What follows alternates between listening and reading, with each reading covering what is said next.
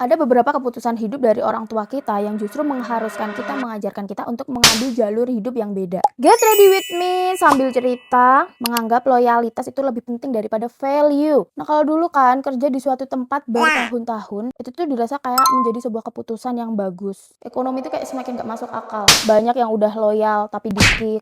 Karena loyalitas tuh udah nggak penting daripada orang baru yang dia tuh lebih punya value, yang lebih berkompeten. Tapi kalau orang dulu tuh benernya kayak nyaman-nyaman aja, lempeng-lempeng aja. Semua orang itu harus mengikuti jalan hidup yang sama. Dulu sekolah, kuliah, kerja, nikah, punya anak. Padahal kan kalau sekarang kan pilihan hidup jauh lebih beragam. Dan Gen Z itu suka sekali banyak pilihan. Kayak jadi freelance, pebisnis, konten kreator. Tapi kita tuh mudah dijudge. Kamu nggak kerja? Ya, padahal kita freelance. Padahal kita lagi bangun bisnis. Alah, bisnis apaan? Kamu ngasilin duit konten kreator. Kalau kita kan yang penting bertanggung jawab, tidak merugikan orang lain. Dan gak semua orang sukses itu harus pakai satu jalur yang sama. Menganggap kerja keras aja pasti cukup. Menurut aku itu udah gak relevan. Ya kerja keras sih penting, tapi juga butuh skill, networking, personal branding. Kalau orang dulu yang dianggap sukses tuh yang kerja duduk, ngadep laptop, gak kemana-mana gitu. Ya kalau zaman sekarang cuma digituin mah yang ada kita stuck di situ-situ aja. Menggunakan standar ekonomi zaman dulu untuk membandingkan dengan generasi zaman sekarang.